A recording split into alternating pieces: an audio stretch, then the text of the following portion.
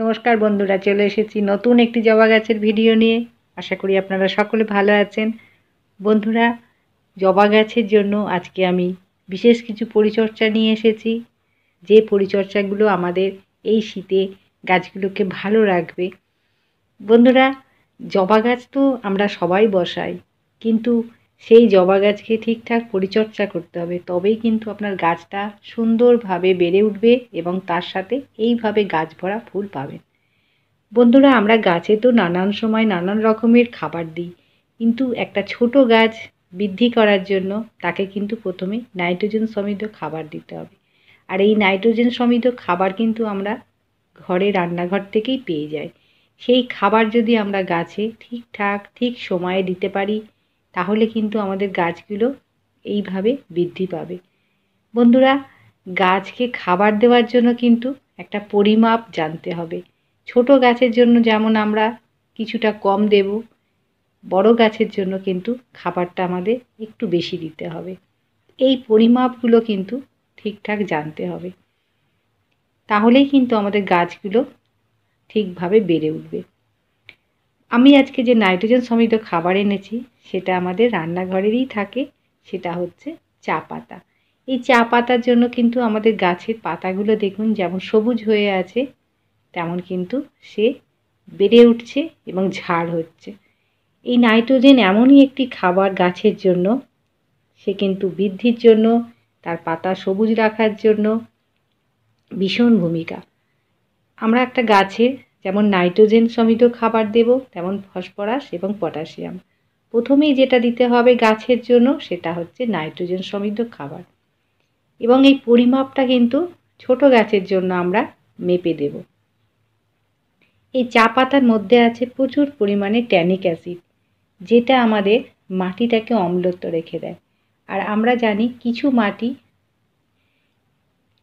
এই অম্লত্ব মাটি কিন্তু জবা গাছ ভীষণ পছন্দ করে। তার জন্যই কিন্তু আমাদের গাছগুলো গাছ ভরা কুড়ি এবং ফুল আমরা উপহার পাই।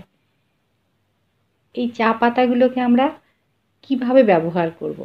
প্রথমে আমরা ভালো করে ধুয়ে পরিষ্কার করে নেব, কেননা এই চা পাতা যখন আমরা চা তৈরি করি তাতে চিনি, দুধ থাকে। সেই সমস্ত যদি কিছু মিষ্টি পদার্থ থেকে যায় মাটিতে, তাহলে কিন্তু পিঁপড়ের বাসা হবে। বন্ধুরা, তার জন্য আপনারা ভালো করে ধুয়ে পরিষ্কার করে নেবেন, করে আমরা শুকিয়ে নেব, শুকিয়ে একটা জারের মধ্যে ভরে রেখে দেব। তাহলে আমাদের যখন যেরকম প্রয়োজন আমরা কিন্তু এই সারটাকে ব্যবহার করতে পারবো। এইভাবে আমি একটা কৌটোর মধ্যে ভরে রেখেছি, দেখেই বুঝতে পারছেন একেবারে কেনা যেমন আমাদের সার আমরা পাই, ঠিক সেই ধরনের সার তৈরি হয়ে গেছে। এবার আমরা পরিমাণে কতটা করে দেব? প্রথমে আমরা যখন চারা গাছ বসাবো, জবা গাছ কিনে নিয়ে এসে, সেই গাছ আমরা বসানোর সময় টবের মাটিতে বেশ কিছুটা দিয়ে দেব। যখন আমরা মাটিটা তৈরি করব, কি হবে বন্ধুরা, আমাদের মাটিটা কিন্তু একেবারে উর্বর থাকবে, এবং এই মাটি খুব সহজেই মাটি দিয়ে জলটা নিচে প্রবেশ করতে পারবে। আর নিচ দিয়ে জল বেরিয়ে যাওয়া মানে কিন্তু আমাদের গাছটা ভালো থাকবে, এবং মাটি দিয়ে খুব সহজেই অক্সিজেনটাও চলাচল করতে পারবে, এবং শিকড়টা দ্রুত সে কিন্তু চলাচল করতে পারবে। আর গাছের শিকড় যত চলাচল করতে পারবে, আমাদের গাছটা কিন্তু উপর দিকে তত বেড়ে উঠবে এবং ঝাড় হবে। তার জন্য এই মাটিতে বেশ কিছুটা চা পাতা আপনারা দিয়ে দেবেন, এবং এই যে টবের মাটিটা সেটাও কিন্তু ওজনে কিছুটা হালকা থাকবে। একেবারে শুধু মাটি দিয়ে বসিয়ে দিলে সেটা কিন্তু চিটচিটে হয়ে যাবে। যখন জলের পরিমাণটা বেশি দেবেন, তখন শিকড়ের সাথে একেবারে বর্ষার সময় মাটিটা আটকে ধরবে। আর এইভাবে যদি আমরা একটু চা পাতা দিয়ে গাছটা বসিয়ে দিই, তাহলে মাটিটা হালকা থাকবে। এবার আমরা টবের মাটিতে কতটা করে দেব? ছোট গাছ হলে বন্ধুরা আপনারা 2 চামচ করে দিয়ে দেবেন। এইভাবে দিয়ে দেবেন। আমরা যখন অনেক রকমের খাবার দিই, তার সাথেও কিন্তু এই চা পাতা একটু মিশিয়ে গাছে আমরা দিয়ে দেব, তাহলে কিন্তু গাছ একটা ভালো খাবার পাবে।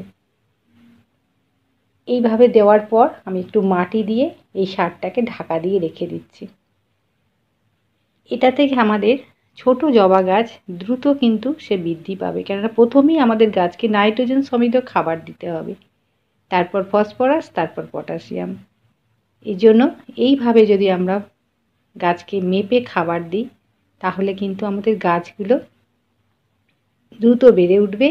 ঝাড় তার সাথে যে পাতাগুলো আমাদের অনেক সময় হলুদ হয়ে যায় সেটা বন্ধ হবে। আজকের মতো ভিডিওটি শেষ করছি। নমস্কার।